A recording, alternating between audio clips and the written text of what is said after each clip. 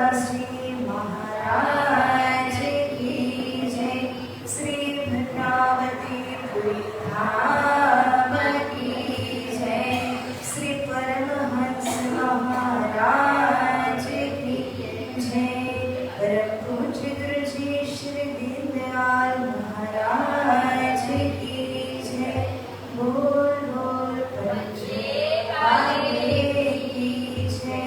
समस्त सुंदर साथ की जय। प्रथम लागो जो शरण को,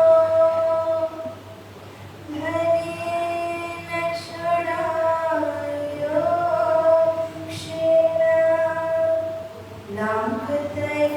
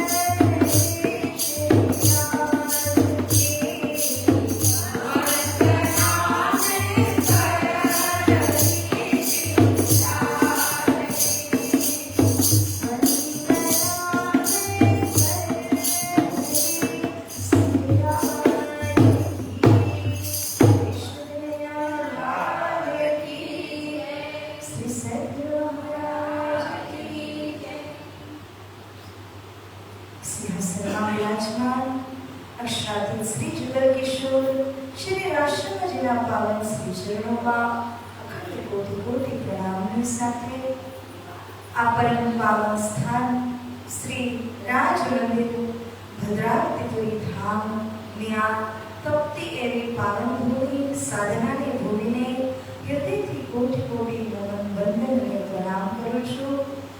તેમજ આ અતિ સુંદર રાજ મંદિરમાં જેમના પરમ પાવન ચરણ રજ વ્યાપક છે એવા પરમહંસ મહારાજજી જેમણે ઘણા બધા ગામને જાગૃત કર્યા અને એવા પરમહંસ મહારાજના આશીર્વાદ લઈને આજના સત્રનો શુભારંભ કરીએ છીએ.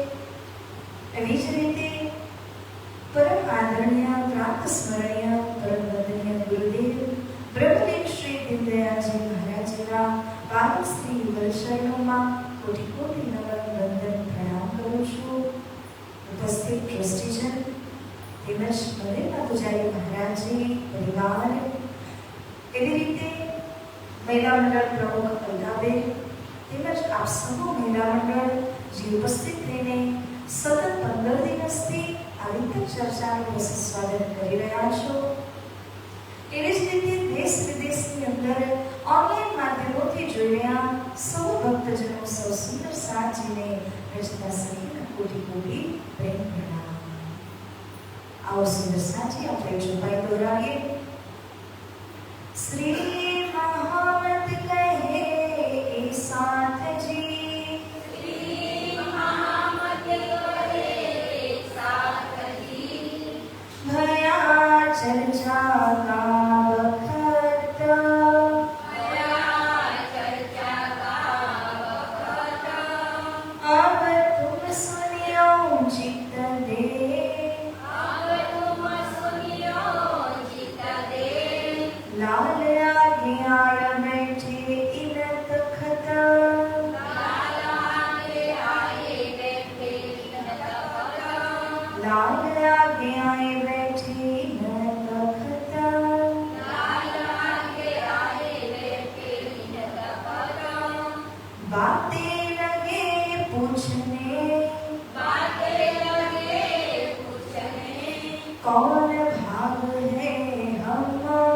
कौन भाग है हम, वहाँ से थी यहाँ लो, वहाँ से भी यहाँ लो, दरे मुबारक कदम, करे मुबारक कदम, दरे मुबारक कदम, करे मुबारक कदम, इन समय लोग आवता, इन समय लोग आवत, चर्चा सुनने को, चर्चा सुनने को, शोर पड़ा शहर में, शोर बड़ा शहर में, एक साध आया ठठेलो, एक साथ आया ठठे, एक साध आया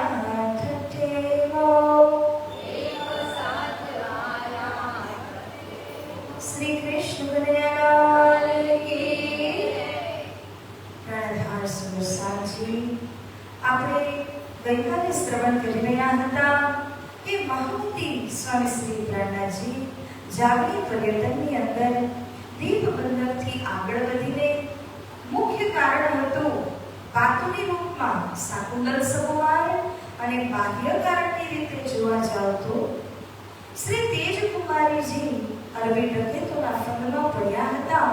એમને શોધવા માટે શ્રી પ્રાણનાથજી દિબંદરથી પ્રસ્થાન કરી અને ઘણી બધી જગ્યાઓ પર થતા બડે બંદર આદિ થઈને આવે છે ઠઠ્ઠા નગરમાં.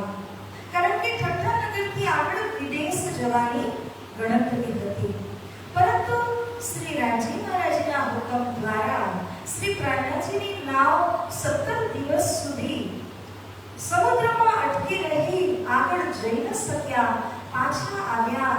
કારણ કે પરમાત્માને ખબર છે કે શાકુંતલ અને સમુવાય ભલે ન હોય, પરંતુ તેમ છતાં બે પ્રમુખ આત્માઓ પરમધામની ઠઠ્ઠા નગરમાં હતી. તે માટે શ્રી પ્રાણનાથજીને પાછું આવવું પડ્યું. અને આપણે સાંભળ્યું હતું કે નાથા ઋષિભાઈ વાજતે ને ગાજતે શ્રી પ્રહલાદજીને પોતાના ઘરે પધરાવે છે. સ્વામી શ્રી રાધાજી મહારાજજી કહી રહ્યા છે, આ સમયે એક વિશ્વનાથજી શ્રી પ્રહલાદજીની સાથે મળે છે અને અહીંથી શ્રી પ્રહલાદજીની સાથે વાતો થાય છે, પરિચય થાય છે. એવી જ રીતે શ્રી પ્રહલાદજીની ખૂબ જોશમાં ચર્ચા ઠઠાઠરમાં પ્રારંભ થઈ જાય છે. ઘણા બધા લોકો આકર્ષિત થઈને આ ચર્ચામાં આવી જાય છે. इस समय लोग आवत चर्चा सुनने को बड़ा बड़ा आस पड़ोसना લોકો આવવા લાગ્યા અને ચર્ચાનો રસસ્વાદન કરવા લાગ્યા. શોર પડા શહેરને. આવી રીતે ઠઠ્ઠા નગર રૂપી જે શહેર હતું એમાં એક સૂચના મળી જાય છે, લોકોને ખબર પડી જાય છે એક નવા સાધુ જે અદ્ભુત ચર્ચા કથા સંભળાવે છે તેઓ શ્રી આવ્યા છે. તો આપણે સૌ જઈએ અને અહોભાગ્ય આપણા કે આપણા ઠઠ્ઠા નગરમાં તેઓ પધાર્યા છે માટે લોકો દર્શન માટે આવવા લાગ્યા. હવે જે આવતા હતા એ તો ચર્ચા સાંભળે છે, પરંતુ શ્રી પ્રહલાદજી પૂછે છે કે અહીં બીજા કયા કયા મંદિરો છે, એમાં કયા મહંત કયા સાધુ આદિ છે. જ્યારે પૂછ્યું તો ખબર પડી કે ત્યાં જ નજદીકમાં એક કબીરનું મંદિર હતું, મઠ હતું અને ત્યાંના મહંત એટલે કે ચિંતામણી એ ખૂબ પ્રખ્યાત હતા ઠઠ્ઠા નગરની અંદરમાં. અને એટલા બધા શિષ્યો એમના કે પોતે ચિંતામણી ક્યારેય ચાલીને શ્રી પ્રહલાદજીની પાસે આવે જ નહીં. શ્રી પ્રહલાદજીએ વિચાર કર્યો કે મારે પોતે જઈ અને ચિંતામણીની સાથે વાર્તાલાપ કરવો છે. જો તો ખરા કે કેટલા પાણીમાં ઊભા છે. શ્રી પ્રહલાદજી પોતાની એક નાની એવી જમાતને લઈ અને નાથા ઋષિભાઈને સાથે લઈને કબીર બીજ મઠમાં પહોંચે છે. અને ત્યાં જઈ અને ચિંતામણી પણ સાધુ અને શ્રી પ્રહલાદજી પણ સાધુ વેશમાં. તે માટે એવું કહ્યું છે કે જ્ઞાની જ્ઞાની મિલે તો જ્ઞાન કી લૂટા લૂટ અને મૂર્ખ મૂર્ખ મિલે તો એવું કહે છે લાઠી ચાર્જ કરે ને, લાઠીથી એકબીજાને મારવાનું કામ કરે. પરંતુ સાધુ સાધુ મળે જે જ્ઞાની હોય તો એ લોકો જ્ઞાનની આપ લે કરે. જ્યારે શ્રી પ્રહલાદજીને પોતાના સમક્ષ જોયા તો ચિંતામણીજી પ્રશ્ન પૂછવા લાગ્યા, કહા સે આયે સાધ તુમ કહો ચર્ચા હમસો કે તુમ હમકો સુનાઓ કછો જ્યાદા આવે તુમકો. હે સાધુ, તમે કઈથી આવ્યા છો? શું ઉદ્દેશ્યથી મને મળવા માટે આવ્યા છો? શું તમે ચર્ચા કેવા માટે આવ્યા છો? કરવા હેતુ આવ્યા છો કે સાંભળવા માટે આવ્યા છો? जो देने आए हो सो देवो, लेने आए हो सो देने हो. तुम सुनो हम कहे, चिन्हार होवे चर्चा आतम. ચિંતામણીજી કહે છે તમે જો લેવા માટે આવ્યા હોય તો બેસો, હું તમને જ્ઞાન પીરસું છું. અને જો તમે મને એક ચર્ચા સંભળાવવા માટે આવ્યા હોય તો તમે સંભળાવો અને હું શ્રવણ કરું છું. બધી રીતે તૈયાર છું. શ્રી પ્રહલાદજી કહે છે જો કछु તુમ કહો સો ગ્રહો તમારે કદમ. તમે જે પણ કહેશો હું તો અહીંયા ચર્ચા સાંભળવા માટે આવ્યો છું. આપ શ્રી પ્રહલાદજીની વિગતમાં ગમે ત્યાં જોશો ને તો શ્રી પ્રહલાદજી ગમે ત્યાં ગયા હશે ત્યાં પેલા શ્રોતા બનીને સામું કેટલા પાણીમાં ઊભું છે અને કેટલું જ્ઞાન છે ટટોલીને ક્યાં પ્રશ્ન કરવો અને ક્યાં એને સમજ પાડવી એના માટે શ્રી પ્રહલાદજી પહેલા એને હંમેશા સાંભળે છે. હજી વ્યાસના ઉદાહરણમાં જુઓ તો ત્યાં પણ એવું જ થયું. આગળ હરિદ્વાર પ્રસંગ આવશે એમાં પણ એવું જ થશે. અહીં ચિંતામણીનો પ્રસંગ છે એમાં પણ પ્રહલાદજી શ્રોતા બન્યા અને કહે છે કે તમે સંભળાવો, હું તો ગ્રહણ કરવા માટે આવ્યો છું. તો ચિંતામણી કહે છે કે સાંભળો સાધુ, હું છે ને તમને અલગ અલગ દેવી દેવતાઓના દર્શન કરાવી શકું છું. જે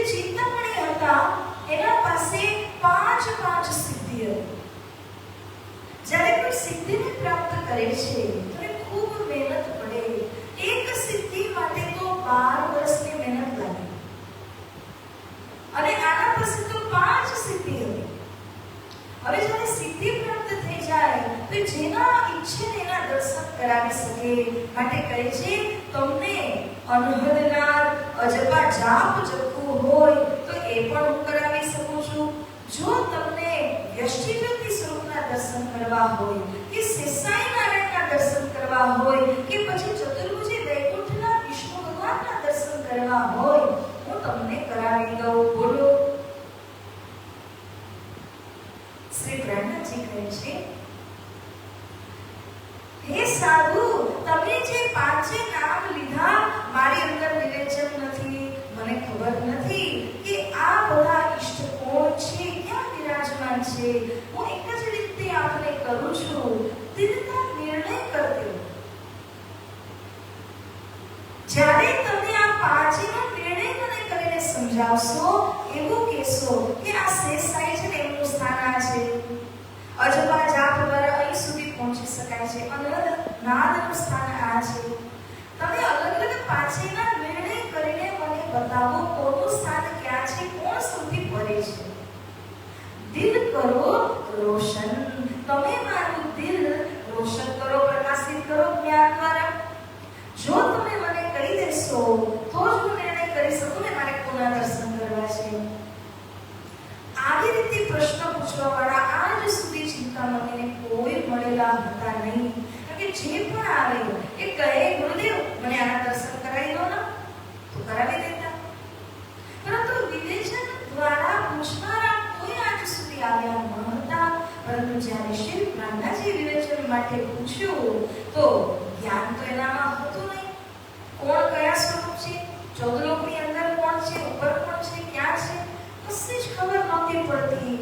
તે માટે આપણને કોઈ પ્રશ્ન પૂછીને જવાબ જ્યારે ન આવડે તો આપણે વ્યથિત થઈ જઈએ, નર્વસ થઈ જઈએ. એવી રીતે ચિંતામણી પણ નર્વસ થઈ ગયા, વ્યથિત થઈ જાય છે. અને એમણે એક એવો દોહો કીધો. આ દોહાને સાંભળીને શ્રી પ્રહલાદજીને અત્યંત જોશ આવે છે. ચિંતામણી એવું કહે છે કોડી ને હીરા ગયા, हीरा ते गया लाल, आधा भक्त कबीर है, पूरा भक्त कमाल. જે મજા સાંભળ્યું કે શ્રી પ્રહલાદજીનો પારો છૂટ્યો. ચિંતામણી કહી રહ્યા છે કે કોડીથી હીરો બન્યો, હીરાથી લાલ નામનું રત્ન બન્યું. લાલ નામનું રત્ન હીરા કરતાંય મોટું. પેલા શું છે કોડી, કોડી એટલે કે જે કબીર સાહેબના માતા પિતા છે એ તો સામાન્ય હતા, પરંતુ એમના કોખે જ્યારે કબીર સાહેબનો જન્મ થયો તે હીરો છે. કબીર સાહેબ દ્વારા એમના શિષ્ય કમાલ થયા.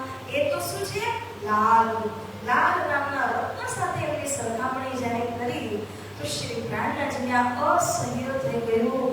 કે શ્રી પ્રહલાદજી જ્યારે કબીર સાહેબની વાણીનું વાંચન અધ્યયન કરેલું હતું તો કબીર સાહેબ કેટલા ઉચ્ચ દરજાના છે અને એની સાથે કમાલ એ તો કશું જ નથી. કબીર સાહેબની પહોંચ જાણો તો અક્ષરધામ સુધીની છે. એ તો પંચવાસનાની અંદર આવે છે. કમાલ કોણ છે? સ્મશાન સારવા વાળો, ભૂત પ્રેત નચાવવા વાળો વ્યક્તિ. એની સરખામણી કબીર સાહેબ સાથે કઈ રીતે થઈ શકે? શ્રી પ્રહલાદજી બધા એના શિષ્યો હતા અને બધાની વચ્ચે એને ફટકારીને કહે છે અરે મૂર્ખ ચિંતામણી, તમે આ શું બોલી રહ્યા છો? તમને કઈ ખબર પડે છે? तुम आधा भक्त इनको कया जो चित्त नहीं तुम धीरा. તમે કોને આધા ભક્ત કહી રહ્યા છો? કબીરને. અને કમાલને પૂરા ભક્ત કહો છો. તમારું ચિત્ત ઠેકાણે નથી, તમે વિવેચન કરી જાણ્યો નથી, એટલા માટે તમે આવા શબ્દ કહો છો. વાસ્તવમાં કબીર અને કમાલને કોઈ પણ કમ્પેરિઝન તુલના થઈ ન શકે. कहाँ नजर कबीर की कहते हैं अकल कमाल, तोल देखो दोनों को किनका कैसा हाल. हे चिंतामणी, તમે કબીરના મઠમાં બેસીને મહંત બનીને કબીરના નામનો કાણો ખાઓ છો અને પ્રશંસા કરી કમાલની પ્રશંસા કરો છો. આ તમને શોભા દે છે? વળી તમે કબીર સાહેબના દોહા એની વાણીનું જ્ઞાન જ્યારે સાંભળો કે વિવેચન કરો તો કબીર સાહેબનું જ્ઞાન અક્ષર નામ સુધીનું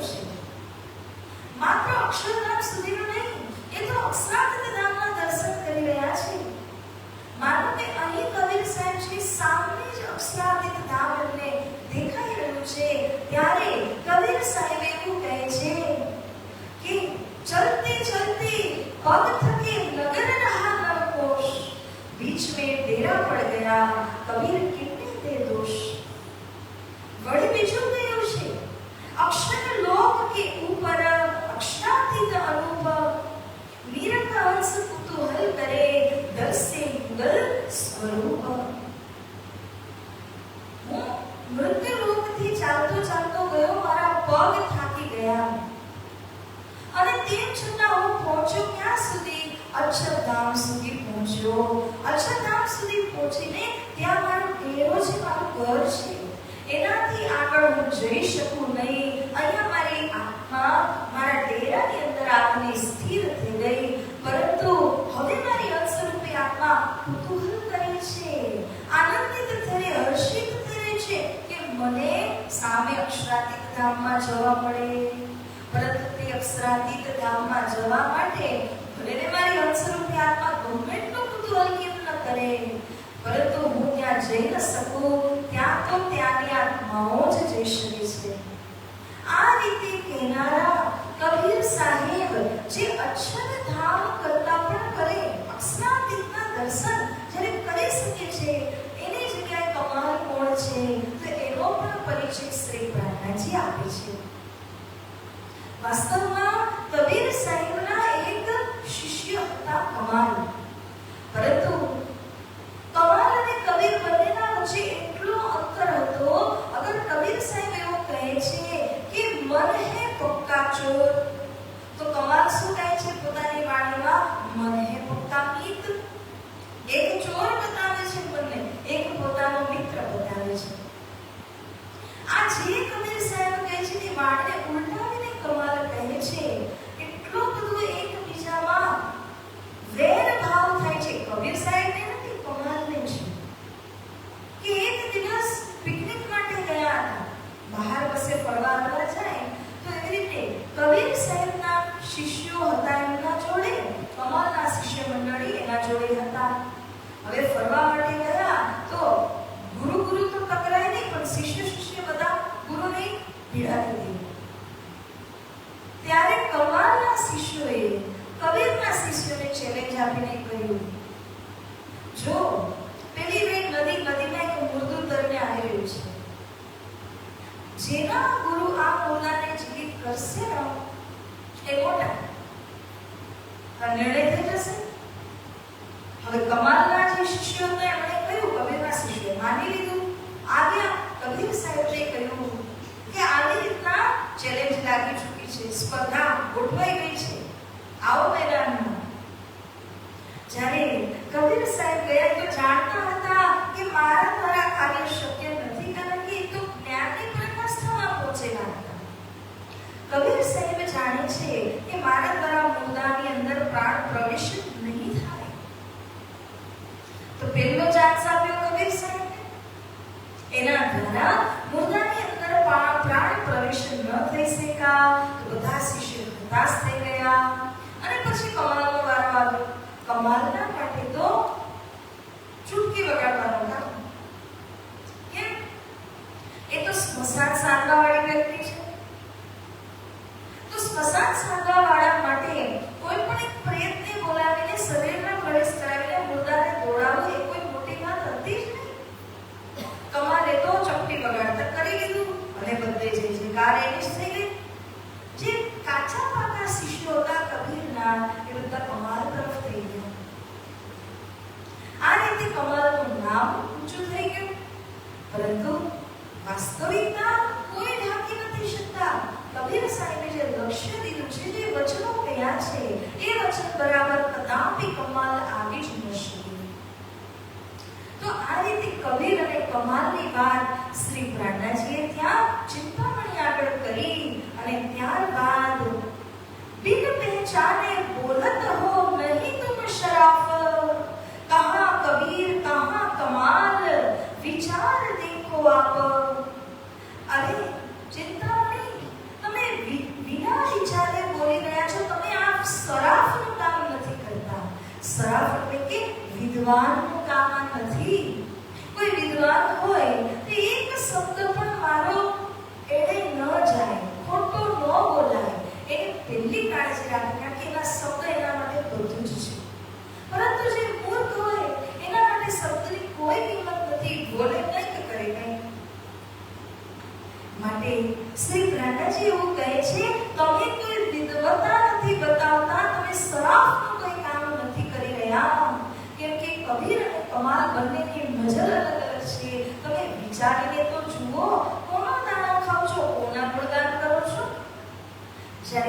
પ્રાણદાસજી આવી રીતના કહ્યું, એમને એટલો જોશ આવેલો હતો તે સમયમાં કે શ્રી પ્રાણદાસજી કબીર સાહેબનો જે દોહો છે, આ એક દોહો એવો દોહો છે કે કબીર સાહેબે કહ્યું છે કે આ દોહાનું અર્થઘટન જે કરશે એ જ મારા સદગુરુ છે.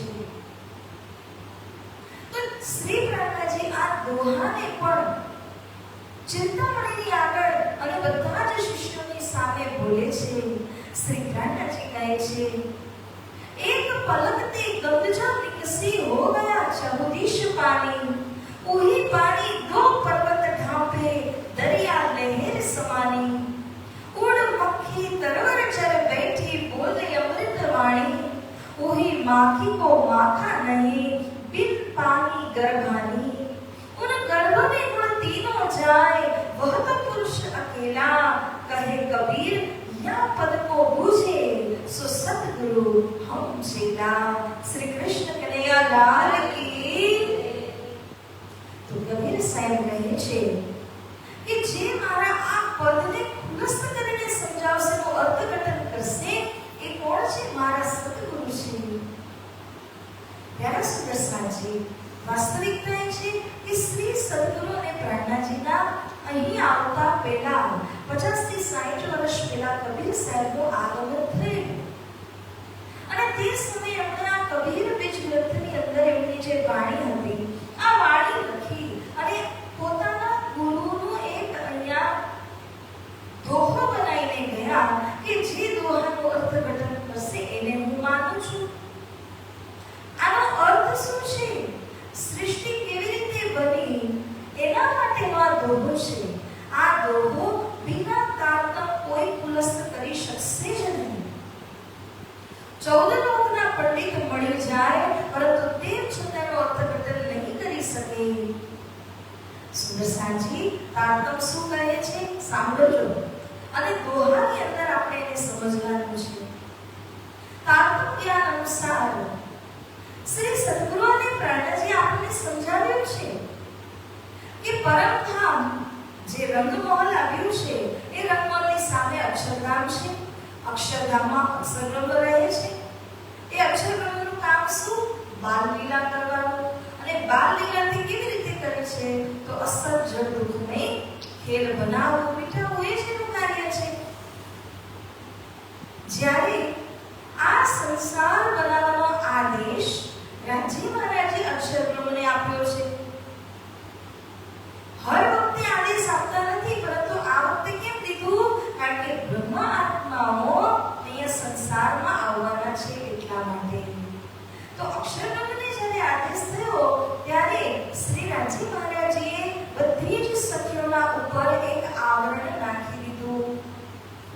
માનો કે આપણા બધા ઉપર આવરણ આવી જાય, આપણે ઊંઘી જઈએ, એને શું કહેવાય? ફરામોશીનું આવરણ. નીંદ, ફરામોશી એટલે બીજા શબ્દોમાં, સરળ શબ્દોમાં કહો તો નીંદનું આવરણ છે. તો આ જે ફરામોશી છે એનું આવરણ શ્રી રાજી મહારાજે સખીઓ ઉપર નાખ્યું અને અક્ષરબ્રહ્મની ઉપર પણ છે. કારણ કે અક્ષરબ્રહ્મ એના કારણે રાજીના આદેશમાં ખેલ બનાવે છે. હવે જ્યારે ફરામોશી પડી ગઈ, સંસાર બન્યો, તો સંસારની અંદર અક્ષરબ્રહ્મને કોઈ ઓળખતા નથી. અક્ષરબ્રહ્મે તો સૃષ્ટિ બનાવી, એને કોઈ ઓળખતા નથી. અક્ષરબ્રહ્મને ન ઓળખે તો અક્ષરાતીત પૂર્ણ બ્રહ્મને ક્યાંથી ઓળખવાના છે? એટલા માટે જે બે મોટા પર્વત છે અક્ષરબ્રહ્મ અને અક્ષરાતીત, એને કોઈ દુનિયામાં ઓળખતા નથી. સર્વત્ર અંધકાર વ્યાપક થઈ ગયો, જેથી કરીને અહીંના તમામ જીવો એ બધા જ ભૂલી ગયા કે આપણે વાસ્તવમાં ક્યાંથી આવ્યા છે, આપણે કોણ છે, ક્યાંથી આપણી નિર્માણ થયેલું છે, એ કોઈને યાદ નથી. તો આવી રીતે આ સંસાર, આ 14 લોક કેમ બન્યો? તો કહે છે કે એક દેવીએ આ બનાવ્યું અને ત્યારબાદ આ જ દેવી એક સ્વરૂપ ધારણ કરીને એક વૃક્ષના ડાળી ઉપર બેઠી. દેવી એવી છે કે એનો કોઈ દેવ નથી. પણ તેમ છતાં એને પૂરા સંસારનો વિસ્તાર કરી દીધો છે. આ રીતે કબીર સાહેબ કહે છે કે જે આ એક એક વાત મેં ઈશારામાં કરી છે એને જે પણ પુલસ્ત કરીને સમજાવશે એ જ વાસ્તવમાં મારા સદગુરુજી છે. હવે તારતમ્ય દ્વારા તમે શબ્દે શબ્દ સમજો તો એક પલક એટલે કે જ્યારે પલક ઝબકાવી અક્ષર પ્રમેય ગંગ જો નિકસી, ગંગ એટલે પાણી, ગંગા જેમ કહેવાય ને એ રીતે આ ફરાણસીનું પાણી છે જે સર્વત્ર વ્યાપક થઈ ગયું. હો ગયા જગદીશ પાણી, બધે અંધકાર અને મોહ છવાઈ ગયું. ઉહી પાણી, એ જ પાણીના લીધે બે પર્વત અક્ષર બ્રહ્મનો અને અક્ષરાતીત બ્રહ્મધામ બંને પર્વત ઢંકાઈ ગયા. ઉહી પાણી દો પર્વત ઢાંપે, દરિયા લહેર સમાની. હવે જે દરિયો બની ગયો છે કારણ કે જે ગંગ નીકળી તો દરિયો બન્યો. દરિયાની અંદર લહેર પર લહેર, લહેર પર લહેર ઉઠ્યા જ કરે છે. આ લહેરો કઈ છે તો કામ, ક્રોધ, લોભ, મોહ, ઈર્ષા, દ્વેષ, છલ, કપટ આની લહેરો છે. આ લહેરોની અંદર બધા જ જીવ ડૂબેલા છે. કોઈ એમાંથી ઉપર આવી શકવાના નથી, પરમાત્મા સુધી કોઈ પહોંચી શકવાના નથી. ઉડમખી તરવર ચર બેઠી, તરવર એટલે વૃક્ષ, જેને તરુ કહેવાય. તો વૃક્ષના ઉપર એક માખી જઈને બેઠી. સાંભળો છો, ઉડમખી તરવર ચર બેઠી, બોલે અમૃત વાણી. અને એ માખી છે પરંતુ શું બોલે છે? અમૃતની સરસ મજાની વાણી ગાય છે. ઉહી માખી કો માખા નહીં. અને એ માખીને એનો કોઈ માખો નથી, એ દેવને કોઈ દેવ નથી, તેમ છતાં એણે પૂરા સંસારનો વિસ્તાર કર્યો છે. બિન પાણી ગર્ભાની, કોઈ પુરુષના સંપર્ક વિના ગર્ભ ધારણ કરીને 14 લોકને જન્મ આપ્યો. તો આ જે કડી બતાવી છે આ કડીને સમજવાની છે. તારતમ્ય કહે છે સુંદરસાજી, જે 14 લોક બ્રહ્માંડ આવેલું છે. તમે વિરાટનો કદી નકશો જુઓ તો એ વિરાટના નકશાની ઉપર તમે જોશો કે 14 લોકના પરે વ્યષ્ટિ જ્યોતિ સ્વરૂપ દેવીનું સ્થાન છે અને એના ઉપર તમે જાઓ તો ગાયત્રી દેવીનું સ્થાન છે. આ વ્યષ્ટિ જ્યોતિ સ્વરૂપ એ જ છે જ્યાંથી માતાના 64 અવતાર આવે છે. મૂળ શક્તિ રૂપા એ છે અને એ જ પછી ગાયત્રીના રૂપમાં વેદનું દાન કરે છે. તે માટે કહ્યું ને કે વૃક્ષના ઉપર બેઠી છે. વૃક્ષ અહીંયા કોને કહ્યું? 14 લોક બ્રહ્માંડને વૃક્ષ કહ્યું છે. એના ઉપર તે બેઠી છે વ્યષ્ટિ જ્યોતિના રૂપમાં અને એના દ્વારા કોઈ બીજા પુરુષનો સંપર્ક કર્યા વિના એણે 14 લોક બ્રહ્માંડને નિર્માણ કરીને 84 લાખ યોની દેવ, દાનવ, માનવ બધાની રચનામાં કરી. એવી જ રીતે કહ્યું જ્યારે તે ગાયત્રી બની ગઈ તો ગાયત્રીના રૂપમાં એણે વેદોનું દાન કર્યું છે, જે વેદ સંસારની અંદરમાં વ્યાપક છે. બિન પાણી ગર્ભાણી, ઉન ગર્ભ में गुण तीनों जाए, वह तो पुरुष अकेला. આ જેને ગર્ભ ધારણ કરે છે તો 3 પુરુષને નિર્માણ કર્યા. 3 ગુણને, એ કોણ છે? તો બ્રહ્મા, વિષ્ણુ અને મહેશ. ત્રણેયને નિર્માણ કરવા વાળી આ દેવી છે. ભાગવતની અંદર આ વાત આવે છે કે આ જે દેવી છે અને સૃષ્ટિ બનાવતી વખતે જ્યારે કશું જ હતું નહીં, કશું જ બનેલું ન હતું ને, તે સમયમાં આ દેવી એટલે કે શક્તિ સ્વરૂપા છે. એના હાથમાં એક લાકડી હતી. એ લાકડી એને લીધી, લાકડી એને જમીન ઉપર વગાડી. ત્યારે એમાંથી એક પુરુષ પ્રગટ થાય છે.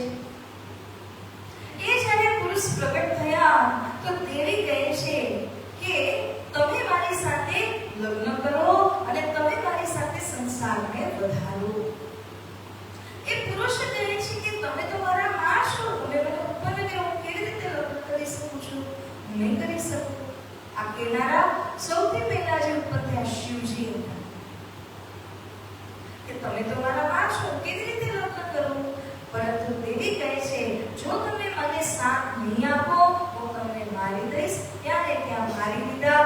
વળી બીજી વાર છડી બજાવી બ્રહ્માજીને ઉત્પન્ન કરી અને એને પણ કહ્યું કે તમે મારી સાથે સૃષ્ટિનો વિસ્તાર. બ્રહ્માજીએ એ જ વાત કરી કે તમે તો મારા માં સ્વરૂપ છો, તો હું કેવી રીતે આ કરી શકું છું?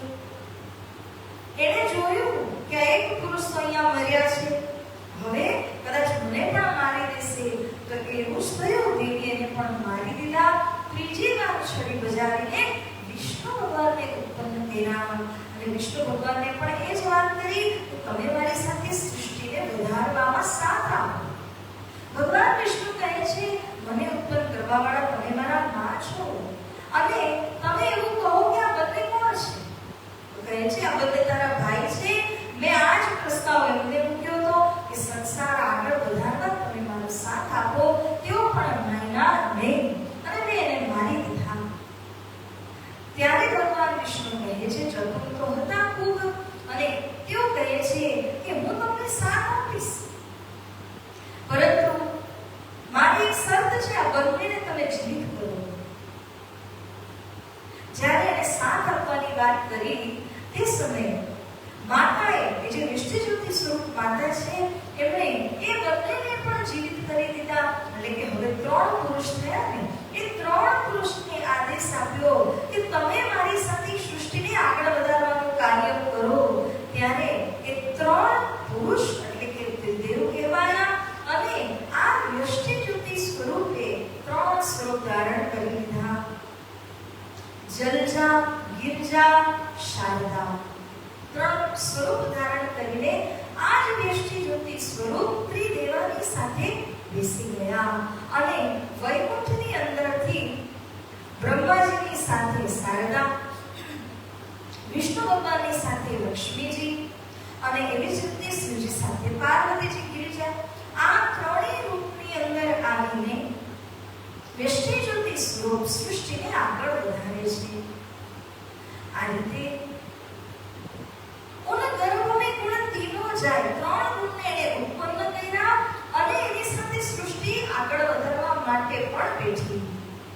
બહતો પુરુષ અકેલા, પરંતુ એક પુરુષ, જે પુરુષ નારાયણ ભગવાન છે, એ નારાયણ ભગવાન તો એકલા છે.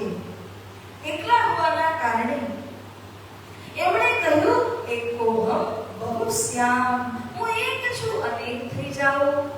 એણે જ્યારે એવી ઈચ્છા કરી તો આ સૃષ્ટિ આગળ વધવા લાગી.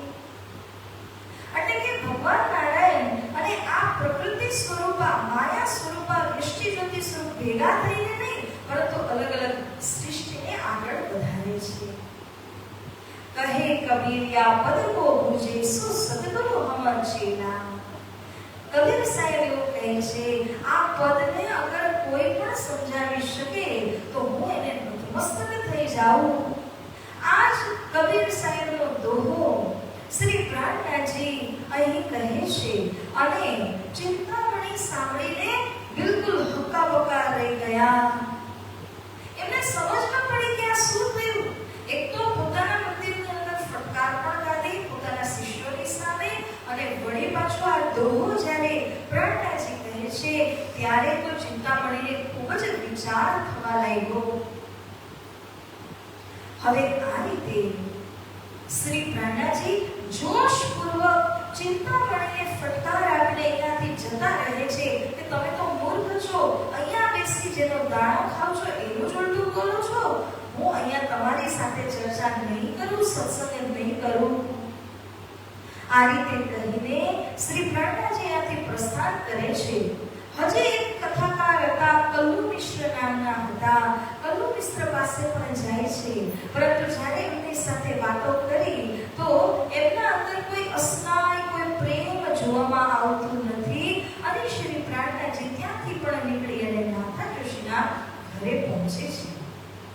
આ બાજુ ચિંતામણી જેને ખૂબ જ નવાઈ લાગી, આશ્ચર્ય લાગ્યું. આ પુરુષ, આ પ્રાણનાથજી આ કોણ હતા? આટલા જોશમાં મને વાણી કહીને ગયા. ચિંતામણીએ પોતાના શિષ્યોને કહ્યું કે જુઓ, મારા રૂમમાં જાઓ અને મારા રૂમ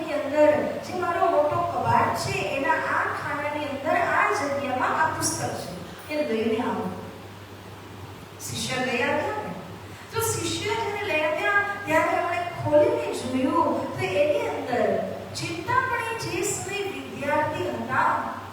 એમના ગુરુ ત્રિકાલદર્શી હતા. તો એ જે ત્રિકાલદર્શી ગુરુએ ચિંતામણીને કહેલું હતું કે જો ભાઈ મને તો આ સત્પુરુષના દર્શન થયા નથી, પરંતુ તારા સમયની અંદર આ સદગુરુના દર્શન તને અવશ્ય થશે.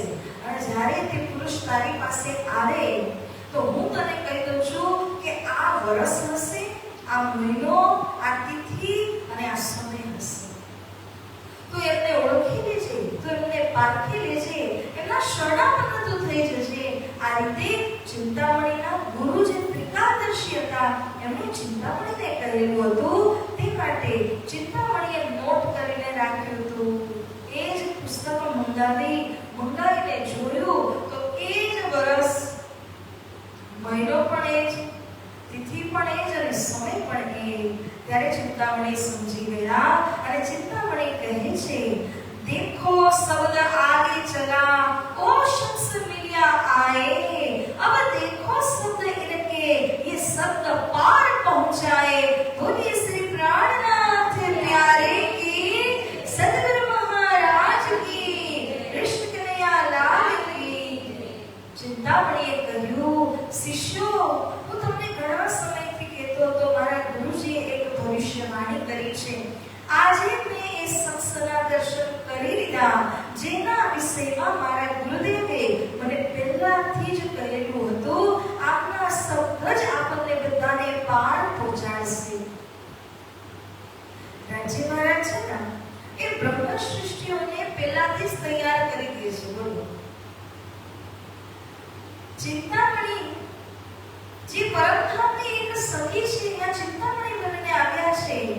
જ્યારે વિદ્યાર્થી હતા તે સમયે એમના ગુરુના સ્વમુખેથી આ બધી તિથિ તારીખ બધું જ લખાવી દીધું. જે સમય આવશે, જે સમયમાં પ્રાણાજી સાથે મિલાપ થશે ત્યારે જાગૃત થઈ શકે એનો પ્રબંધ રાજે કેટલો આગળથી કરી દીધો. વિચારવાની વાત છે.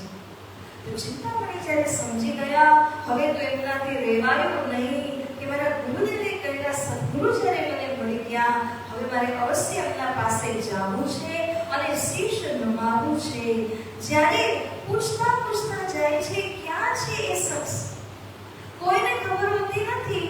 ત્યારે કલુ મિશ્રજી પાસેથી ખબર પડી કે ક્યાં પ્રાણાજી ગયા હતા. એટલે એને ખબર હતી કે નાથા જોશી નામના ભાઈના ઘરે શ્રી પ્રાણાજી બિરાજમાન છે. તો કલુ મિશ્રએ કહ્યું કે શ્રી પ્રાણાજી તો નાથા જોશીના ઘરે છે. પૂછતા ચિંતામણી આવ્યા અને નાથા જોશીભાઈના ઘરે જ્યારે પહોંચે છે, રાતભર સૂઈ ન શક્યા એવી ચટપટી લાગી ગઈ બોલો. અને જ્યારે બીજા દિવસે પહોંચે છે, જય અને ચરણોમાં પ્રણામ કરે છે, ત્યારે પોતાના શિષ્યો સમેત ગયા અને જ્યારે પ્રણામ કર્યા અને કહ્યું કે મારે ચર્ચા સાંભળવી છે, મારે તમારી પાસે તમારું સાનિધ્ય પ્રાપ્ત કરવું છે. શ્રી પ્રાણનાજી કહે છે, તમે અવશ્ય વિરાજમાન થઈ અને ચર્ચા શ્રવણ કરો. આજ્ઞા આપી, પરંતુ એમના જે શિષ્યો હતા એમણે તો પોતાના ગુરુનો ભાવ રાખ્યો.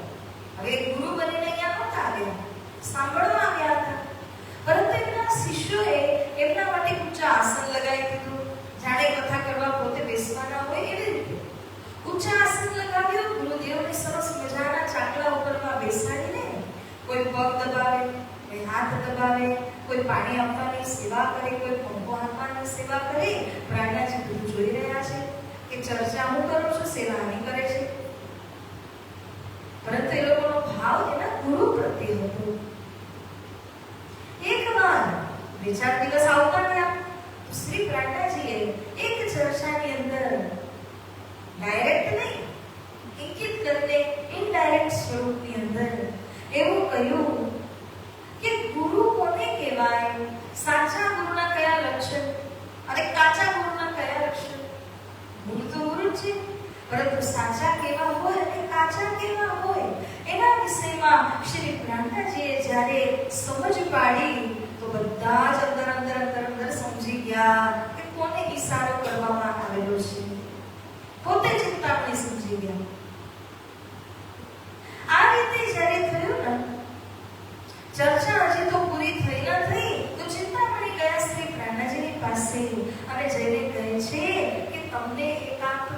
લાખ મારવે ને તોય છૂટ છે, લાખો મારવે તોય છૂટ છે, પરંતુ થોડા શિષ્યોની સામે થોડી મારી મર્યાદા રાખી લો, થોડીક લાજ રાખી લો મારી. શ્રી પ્રહલાદજી સમજે છે કે હજી આને લાજ શરમ મર્યાદા બધું નડી રહ્યું છે. તમે ચિંતા નહીં કરો, તમારી શરમ છે ને મારી શરમ છે, હું એવું કંઈ નહીં કરું. બસ ચિંતામણી ગયા ઘરે. શ્રી પ્રહલાદજી પોતાના ડેરામાં હતા. રાત ચિંતામણીની વાત સાંભળીને શ્રીમુખ વાણીના 2 થી 3 કીર્તનોનું અવતરણ અહીંયા આગળ ઠઠ્ઠા નગરમાં થાય છે. सुनो रे सत के बंजारे, एक बात कहूँ समझाए, या फंदबाजी रची माया की, या में सब कोई रया उड़ जाए. આવી રીતે જ બીજું પ્રકરણ છે. भाई ने बेहद के बंजारे तुम देखो रे मनुए का खेल, ये सब आग बिना दिया जले, या को बिना बाती तेल. મૂળ રૂપથી આ 2 પ્રકરણ અને હજુ એક પ્રકરણ આવશે એ પછી અવતરિત થાય છે, પરંતુ આજે 2 ખાસ પ્રકરણો હતા. સુદર્શનજી આની અંદર એટલી ઊંડાણની ચર્ચા છે કે ન પૂછો વાત. આપણે જેટલું બને એટલું સમય અનુસાર આ ચર્ચાને સમજીને ગ્રહણ કરવાની કોશિશ કરીએ કે શ્રી પ્રહલાદજી કોને સંબોધિત કરી રહ્યા છે. સુનો રે સતકે બંજારે. બંજારે એટલે વ્યાપારી, બિઝનેસમેન. બધા બિઝનેસમેન તો અહીંની વસ્તુમાં ડીલિંગ વગેરે કરતા હોય, પરંતુ સતના બંજારા એટલે કે સંતો ગુરુજનો, જે લોકોને સતનો માર્ગ બતાવે છે, એમનું કામ છે, એમનો વ્યવસાય છે. એટલે સતના બંજારાઓને કહ્યું શ્રી પ્રહલાદજીએ, હું તમને એક વાત સમજાવીને કહું છું. આ માયાએ શું કર્યું છે? એક ફંદો નિર્માણ કર્યો છે. જે ફંદાની અંદર સબ કોઈ રહ્યા ઉલઝે, બધા ઉલઝીને રહી ગયા છે. એક પણ વ્યક્તિ માયાના ફંદામાંથી બચેલું કે છૂટેલું નથી. હવે સમજો આ ફંદો કેવી રીતે લગાવ્યો? તો કહે છે આટી આન કે, આટી મતલબ તમે ગાંઠ મારો ને, તો આટી આન કે ફાંસી લગાવી. ફાંસીનો ફંદો નિર્માણ કરવા માટે જે આટી લગાવવામાં આવે છે એવી રીતે આટી આપીને ફાંસીનો ફંદો બનાવ્યો. આટી આન કે ફાંસી લગાઈ, સોવી ઉલટીએ તઈ ઉલટાઈ. એ ફાંસીનો ફંદો પણ કેવો? ઉલટાથી પણ ઉલટો. ધીમે ધીમે સમજાવવાની કોશિશ કરું છું. ઉલટાથી પણ ઉલટો ફંદો બનાવ્યો. બંધ પર બંધ દિયે દીધ દીધ કે. હવે એક આટી હોય તો ખોલી બી નાખે કોઈ, પણ એક આટી, બીજી આટી, ત્રીજી, ચોથી, કેટલી આટી લગાવી. બંધ પર બંધ દિયે, એ પણ તરહની આટી લગાવી દીધી. સો ખોલી કિનું ન જાય, કોઈથી કોઈ કાળ, કોઈ સમય આ આટી ખોલી ન શકે. ભલા સુદર્શનજી શ્રી પ્રહલાદજી તાતમવાણી દ્વારા સમજાવે છે કે જે સમયે આપણે પરમધામની અંદર ખેલ માંગ્યો, ઈચ્છા પ્રગટ કરીને કે અમને માયા ખેલ જોવું છે, એ જ આપણા માટે શું બની ગયું? ફાંસીનો ફંદો બની ગયો. કારણ કે એ જ ઈચ્છાના માધ્યમથી અહીંયા પંચતત્વનો દેહ આપણે ધારણ કર્યું, સંસારમાં આવ્યા. આટી શું છે? જે પ્રેમ સંવાદ કર્યો એ આટી છે, અને જે પંચતત્વનો દેહ અહીંયા ધારણ કર્યું છે એ દેહ આપણા માટે ફાંસી છે. હવે એમાંથી ક્યાંથી તમે છૂટી શકવાના? તમારી સ્વેચ્છાથી તો છૂટી નહીં શકો જ્યાં સુધી પરમાત્માનો હુકમ નહીં થાય. સોવી ઉલટીએ દે ઉલટાય. આ શરીર પણ કેવું છે? પરમાત્મા તરફ સન્મુખ નથી. આ શરીર માયા તરફ સન્મુખ છે. એના ગુણ, અંગ, ઇન્દ્રિયો, એના અવયવો એ બધા માયામાં દોડવા ઈચ્છે છે. કોઈના ગુણ, અંગ, ઇન્દ્રિય સ્વતઃ પરમાત્મા તરફ લાગતા નથી. ઉલટીએ દઈ ઉલટાય. ઉલટા કરતા પણ ઉલટું કરી દીધું. બંધ પર બંધ દિયે દીધ દીધી. હવે એક ગાંઠ ઓછી હતી તો આ મનુષ્ય દેહમાં આવ્યા પશ્ચાત લોક મર્યાદા, વેદ મર્યાદા, કુલ મર્યાદા, આ 3 અલગ અલગ પ્રકારની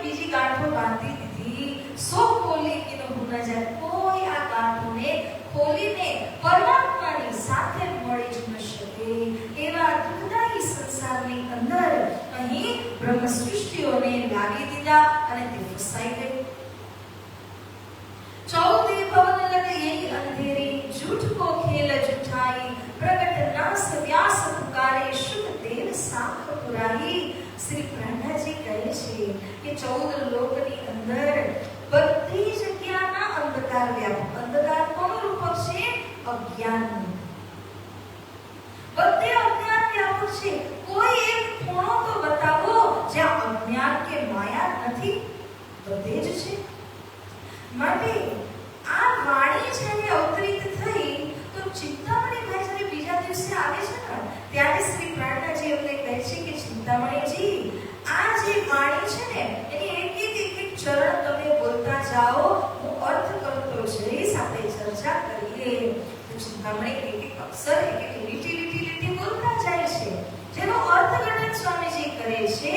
અને આ રીતે કરતા કરતા શ્રી પ્રહલાદજી ઘણા બધા ભેદને ખુલસ્ત કરે છે. કયું? કોટ સેવક કરો, નામ નિકાલો, ઇષ્ટ ચલાવો બઢાઈ, સેવા કરાઓ, સદગુરુ કહેલાઓ, પર અલખ ના દેવે રેખાઈ. શ્રી કૃષ્ણ કનૈયા લાલ કી. અને ગુરુ બનીને કરોડો સેવક બનાવી લો. આજકાલ YouTube માં કેટલા ફોલોઅર્સ હોય છે ઘણાના, પરંતુ એ શું સદગુરુ છે? એના ફોલોઅર્સ ખરા, પણ સદગુરુ ફોલોઅર્સ પાછળ નથી. સદગુરુ પાસે ઓછામાં ઓછા ફોલોઅર હશે, શિષ્યો હશે, પણ જે હશે એ દૃઢ અને પાકા હશે. એ સદગુરુના માટે એક શિષ્ય જ કાફી છે, કારણ કે એક શિષ્ય કરોડો બરાબર છે. જે બીજા છે એના માટે સંખ્યામાં એને રાખે છે.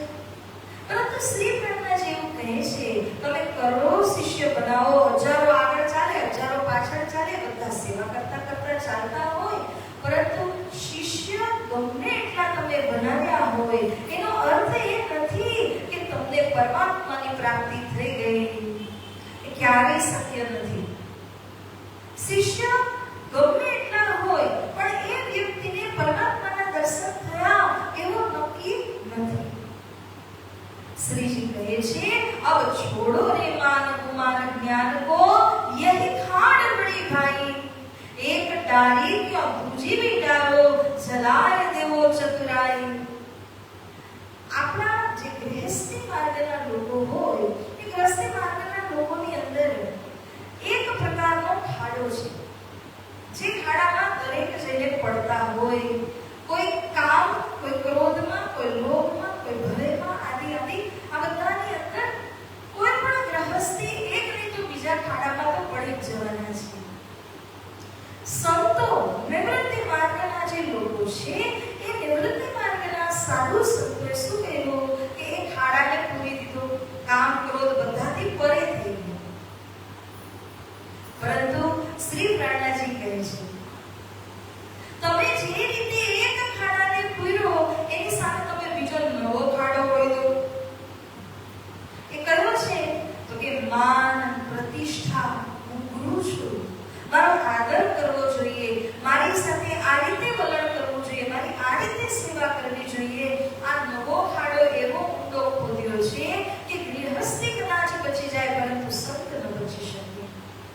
એટલે શ્રી પ્રહલાદજી કહે છે, યહી ખાડ બડી ભાઈ, આ મોટા બધા ખાડાને તમે પરિત્યાગ કરી નાખો, કારણ કે સૌથી મોટો ખાડો છે. હે ચિંતામણી, હે ભક્તજનો, શ્રી પ્રહલાદજી ચર્ચામાં કહી રહ્યા છે.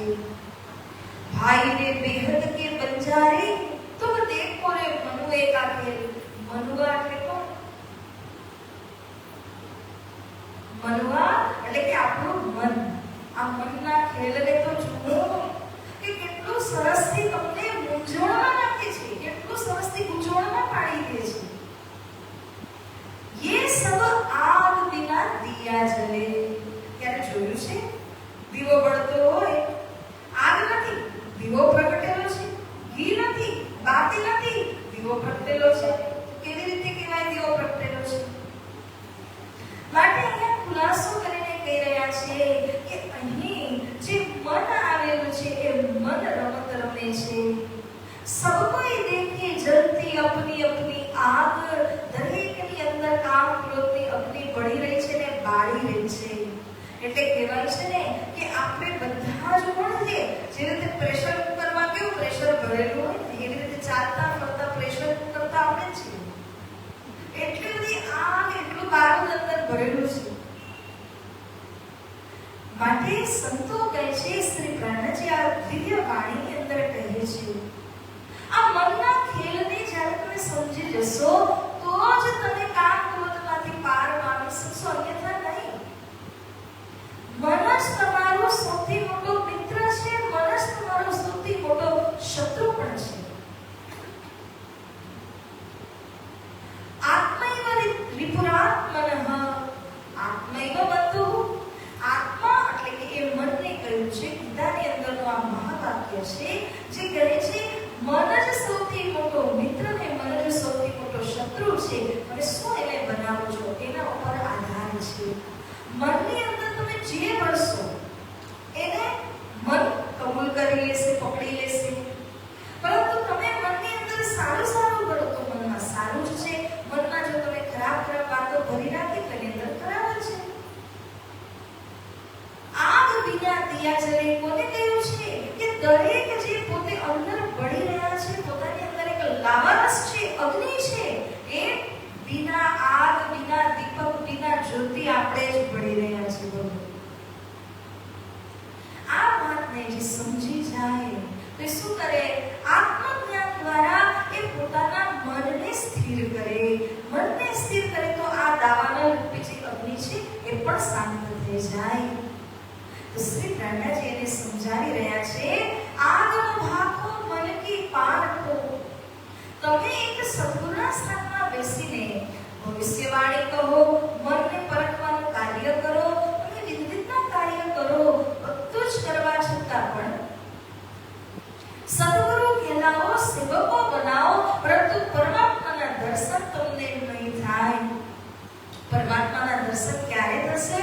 કે જ્યારે તમે મનને સ્થિર કરશો, જ્યારે તમે આ કામ ક્રોધ લોભની અગ્નિને શાંત કરી અને ત્યારબાદ માન પ્રતિષ્ઠા બળાઈની અગ્નિને પણ તમે શાંત કરી લેશો, ત્યારે જ તમને પરમાત્માના દર્શન થશે. આ બધું કોને કહેવા માટે કહ્યું? ચિંતામણીને. એક એક લીટી વાંચી રહ્યા છે શ્રી પ્રાણજી, અર્થ આ જ રીતે કરી રહ્યા છે. આવી રીતના જ્યારે થયું તો જ્યારે ચર્ચા પૂરી થઈ આ બંને પ્રકરણોની, તે સમયે સ્વયં ચિંતામણી ભાઈ બોલી ઉઠ્યા, અબ મારો કાલે કુત્તે કો લાઠી સિર ઉપર. સેવકો આગે તબ કહ્યા, મેં ખાલી કછું ના ખબર. બોલે શ્રી કૃષ્ણ કનૈયા લાલ કી, સદગુરુ મહારાજ કી, શ્રી પ્રાણનાથ પ્યારે કી. ક્યાં છે એ કાળો કૂતરો?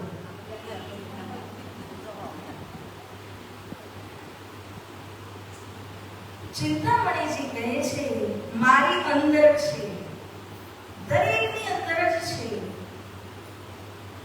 એ જે અજ્ઞાન રૂપી કાળો કૂતરો કહેવાય, એને જ્ઞાનની સોટી આપો, લાઠીથી મારીને ભગાવો. તમે મારા સદગુરુ છો, તમે મારા શ્રી પ્રાણજી છો. તમે આ કાળા કૂતરા, આ અજ્ઞાનને, આ માન પ્રતિષ્ઠાની ભૂખને ભગાડી મેલો. કારણ કે આ માન પ્રતિષ્ઠા બળાઈ જ્યાં સુધી છે ત્યાં સુધી આપણને પરમાત્મા સાથે સંપર્ક થઈ શકવાનો નથી, એમના દર્શન આપણને થઈ શકવાના નથી. સેવકો આગે તબ કહ્યા. પહેલા શું કીધું તું? છાને કહ્યું, ધીમેથી મને જે તમારે કહેવું એ કહો, મારું તો મારો, બધાની વચ્ચે મારી લાજ રાખો. એ જ ચિંતામણી કહી રહ્યા છે કે મારા સેવકોની બધાની સામે હું કબૂલ કરું છું, એડમિટ કરું છું, મેં ખાલી કછું ના ખબર. મને કોઈ જ્ઞાન નથી, હું પરમાત્માને જાણતો નથી. અરે પરમાત્મા તો શું, મારી આત્માની ઓળખ પણ મને નથી થઈ. હે મારા સદગુરુ, કૃપા કરો અને તમે મારી આત્માને જાગૃત કરો. જ્યારે આ પ્રમાણે ચિંતામણીજી આવું કહે છે, તબ શ્રીજી સરાયા સ્યાપાસ ચિંતામન પાઈ તે નિસ્બત કો ये सुगना मोमिना बोले श्री प्राणनाथ प्यारे की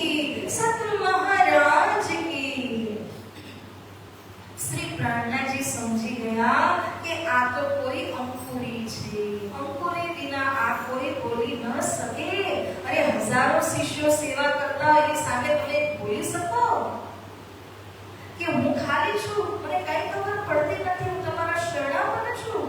આ કોણ કરી શકે? સુદર્શનજી પોતે જે ગુરુના સ્થાને બેઠા છે, આટલા શિષ્યો છે અને શિષ્ય એવું માને છે કે અમારે અમારા ગુરુજીના ચરણ રજ બનવું છે, અને એવા ગુરુ પદે બેઠી વ્યક્તિ જ્યારે પોતે ચરણ રજ બનવા ઈચ્છે પ્રાણનાજીના, એનો મતલબ કે અંકુરી છે તો જ એ આ કરી શકે છે. પ્રાણનાજીએ તરત જ ઓળખી લીધા, ये सुकन मोमिन, તમે જે વચનો ગયા મારો કાલી પુત્રેકો, તમે જે રીતે આત્મસમર્પણ કરી દીધું, બધાની વચ્ચે લાજ શરમ મર્યાદા બધું બાજુએ મૂકીને હું ગુરુ છું, આ શિષ્ય છે, એ બધું જ પરિત્યાગ કરીને તમે જે રીતે સમર્પિત થયા છો ચિંતામણી, તો હું તમને શાબાશી આપું છું. સરાહના કરી શ્રી પ્રેરણાજીએ કે આવા વચન કોઈ મોમિન જ બોલી શકે, કોઈ બ્રહ્મ આત્મા જ બોલી શકે, કારણ કે કોઈ બીજું આ કરી ન શકે. જેને માન પ્રતિષ્ઠા બળાઈ જતી હોય તો કતઈ ન કહી શકે. ત્યારે ચિંતામણીજીના માટે એક હજી સરસ મજાનું પ્રકરણ અવતરિત થયું છે. હો મેરી વાસના तुम चलो अगम के पार, अगम पार अपार पार, कहाँ है तेरो करार, तो देख निज दरबार अपनो, सूरत यही संभार, तेरे बीच बाट घाट न तत्व कोई, तो करे पाँव बिना पंथ, निराकार के परे न्यारा, कहाँ है तेरा कंठ, कहाँ है तेरा कंठ, बोले श्री कृष्ण कन्हैया लाल की. श्री પ્રાણનાજી કહે છે, હો મેરી વાસના. ચિંતામણીજીને ખાસ એમના માટે આ પ્રકરણનું અવતરણ થયું. શ્રી પ્રાણનાજી એમને પરમધામની બ્રહ્મ વાસનામાં લઈ લીધા, ગણતરી કરી લીધી અને પહેચાન કરી કે આ તો બ્રહ્મ સૃષ્ટિ વિના કોઈ બોલી જ ન શકે. હે ચિંતામણી, કમર બાંધો, આપણે અગમથી પરે જવાનું છે.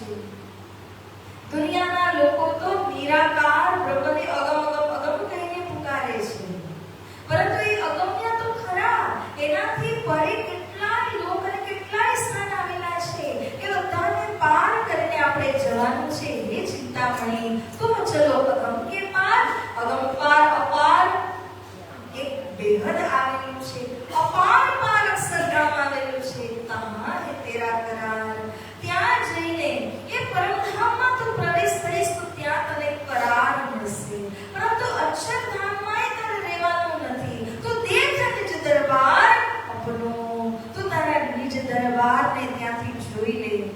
સુરત યહી સંભાર, તારી મનરૂપી સુરતાને સંભાળીને સાચવીને કેન્દ્રિત કરી લે. હે ચિંતામણી, તેરે બીચ बाट घाट न तत्व कोई, તને કોઈ પણ પ્રકારના બાધાઓ નહીં આવે. જેવી રીતે કીડી ચાલે તો કીડીને વચ્ચે ખાડા ટીંગરા બધું પાર કરીને જવું પડે, પણ જ્યારે પક્ષી ઉડીને જાય તો એને કે પાર કરવું પડે તો સીધું જ જશે. એવી રીતે હે ચિંતામણી, આપણો માર્ગ વિહંગમ માર્ગ છે, પક્ષીનો માર્ગ છે. આપણો માર્ગ પીપલિકા એટલે કે કીડીનો માર્ગ નથી. તો આપણે વિહંગમ માર્ગ દ્વારા ઉડીને જવાનું છે. એમાં કોઈ બાટ ઘાટ, કોઈ તત્વ આપણને વચ્ચે બાધક અવરોધ નહીં બની શકે. તો કરે પાવ વિના પથ્થર, પગથી ચાલવાનું નથી, પંથને કેવી રીતે પાર કરવાનું છે? તો કહે છે પ્રેમ દ્વારા. નિરાકાર કે પાર, કહાં હે તેરા કંઠ, કંઠ એટલે ધનીને કહેવાનું. તારા કંઠ, તારા પ્રિયતમ ધની ક્યાં છે? નિરાકાર કે પાર છે, તેનો પાર કે વિપાર કહ્યું છે ને આપણા 6 ચોપાઈ મંત્રની અંદર પણ આ વાત આવી છે. તો સાથજી ચિંતામણીભાઈને પૂરી રીતે શ્રી પ્રાણનાજીએ કમર બંધાવી દીધી અને તૈયાર કરી લીધા, આત્માને જાગૃત કરી દીધી. આ રીતે ચિંતામણી પોતાના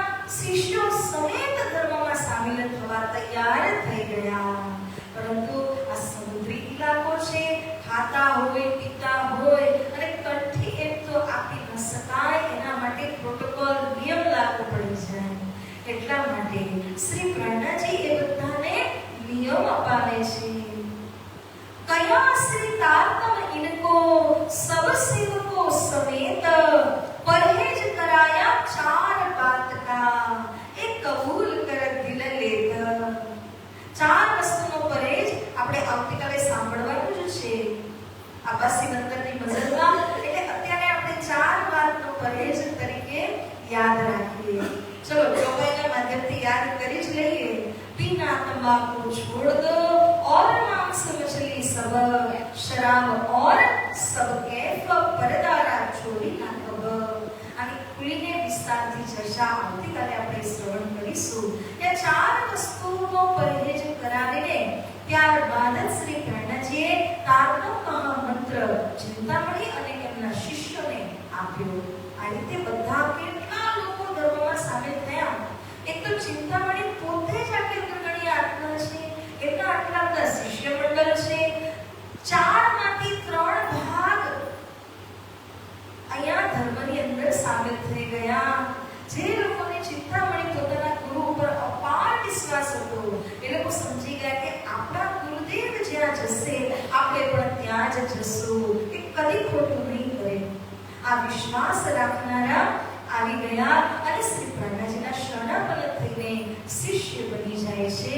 આ રીતે સુદર્શનજી ઠઠ્ઠા નગરમાં એક પરમ પાવન આત્મા ચિંતામણીજીની જાગણી થઈ.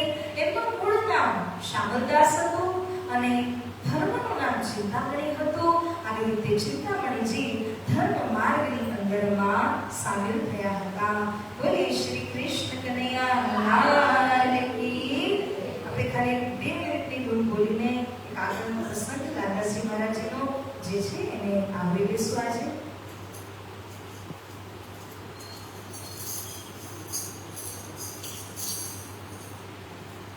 मुझे राज राज कहना है, जब तक रहना है. मुझे राज राज कहना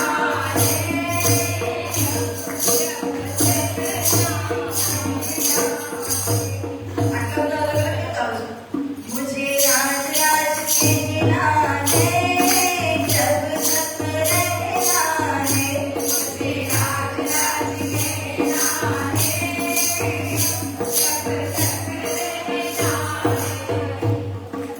माया चाहे जोर लगाए, माया चाहे जोर लगाए, माया चाहे जोर लगाए, माया चाहे जोर लगाए. अपनी रगन में फर्क लाए, अपनी रगन में फर्क लाए. जिन्हें या रहना है, जब तक रहना है. जिन्हें या रहना है, जब तक रहना है. मुझे राज राज कहना है, जब तक रहना है. मुझे राज राज कहना है, जब तक रहना है. रंग महल में असर ठिकाना, रंग महल में असर ठिकाना. पर किस्मत बिना किसी ने न जाना, पर किस्मत बिना किसी ने न जाना. यही सुख तेरा है, जब तक रहना है. यही सुख तेरा है, जब तक रहना है. मुझे राज राज कहना है, जब तक रहना है. मुझे राज राज कहना है, जब तक रहना है. मुझे श्याम श्याम कहना है, जब तक रहना है. मुझे श्याम श्याम कहना है, जब तक रहना है. मुझे पिया पिया कहना है, जब तक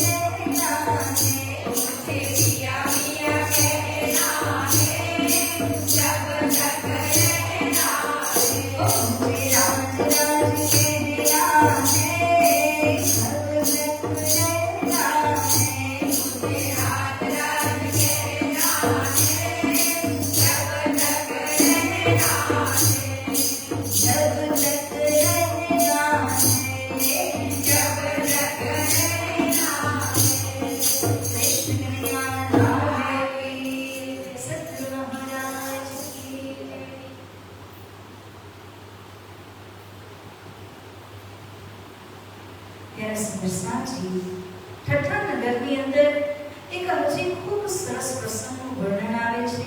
સમય અનુસાર જ આપણે એને આવરી લઈશું. મહામતી શ્રી પ્રાણનાથજીની ચર્ચા ઘણા લોકો સાંભળતા. એમાંથી એક એવા ભાઈ હતા કે શ્રી પ્રાણનાથજીની સેવા કરવા આવતા. चतुरा एक कोह करना आवे श्री राज की सेवा में ल्यावे दूध नित्याने सुनी चर्चा कानोई ने. ચતુરા નામના કોહ કરનાર બ્રાહ્મણ હતા અને તેઓ આવીને શ્રી પ્રાણનાથજીના સ્વમુખેથી ચર્ચા શ્રવણ કરતા. તો જ્યારે ચતુરા આવતા અહીંયા પણ સાંભળે છે ચર્ચા, દૂધ પહોંચાડવાની એની સેવા હતી, તો આવે ને ચર્ચા પણ સાંભળતા. તો શ્રી પ્રાણનાથજી જ્યારે બ્રજરાસની અદ્ભુત વાતો કરતા, અખંડ બ્રજ અખંડ રસ ક્યાં છે એનો પરિચય ચતુરાને થઈ ચૂક્યો હતો. અને એ જે ચતુરા જતા હતા એક બીજા ગોદામમાં, જે એક ત્યાંના પ્રખ્યાત શેઠ હતા. એનું ગોદામ હતું, શેઠનું નામ છે લક્ષ્મણ શેઠ.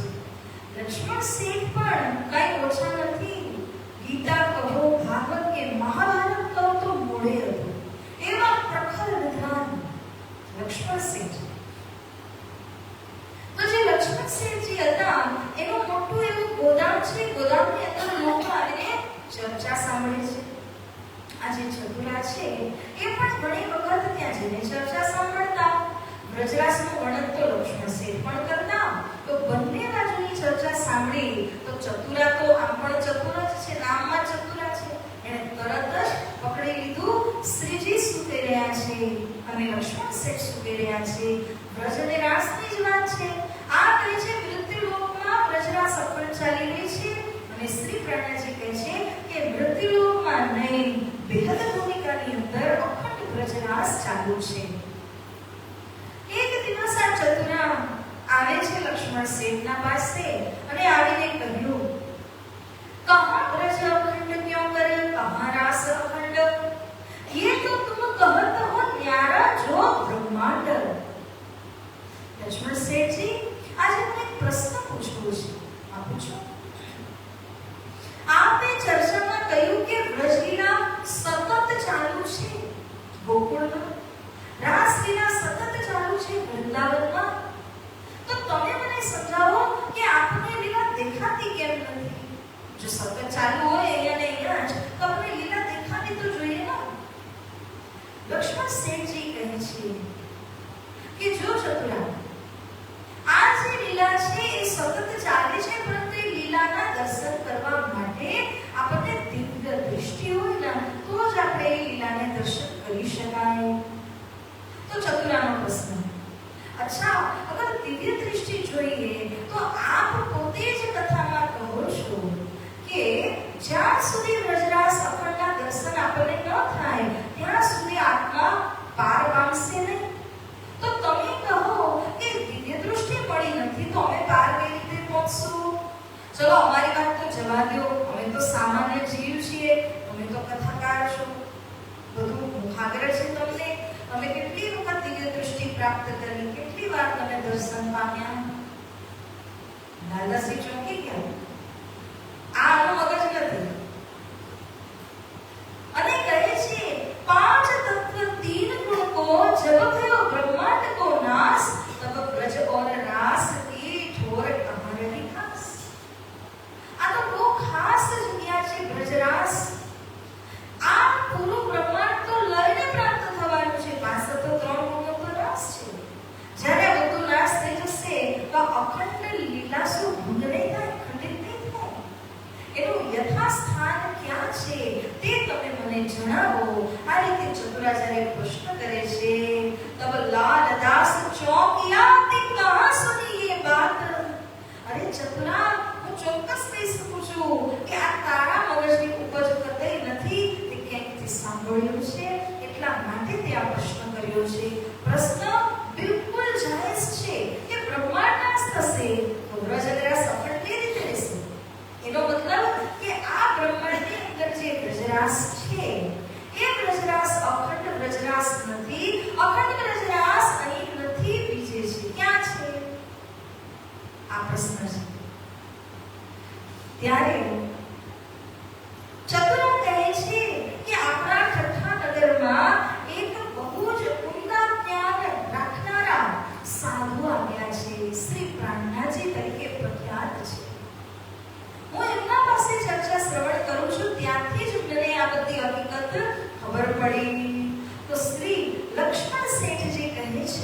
કે ચતુરા, મને પણ ત્યાં જવું છે, હું પણ ત્યાં આવવા માંગુ છું, પરંતુ ચતુરા કહે છે, આજ્ઞા સિવાય હું આપને ત્યાં લઈને નહીં જઈ શકું. હવે પોતે સ્વામી શ્રી લાલાશ્રી મહારાજજી વિતકમાં લખે છે, પોતાના વિષયમાં લખ્યું છે, લક્ષ્મણ ઉનકા નામ હે તાલિબ ધણી નિર્ધાર.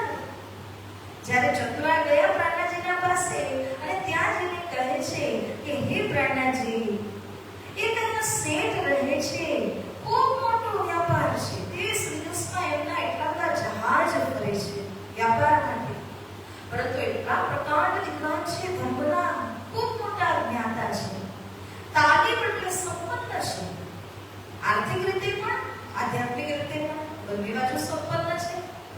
તો આવા શેઠજી તમને મળવા માંગે છે, તમારી આજ્ઞા હોય તો હું લઈને આવું.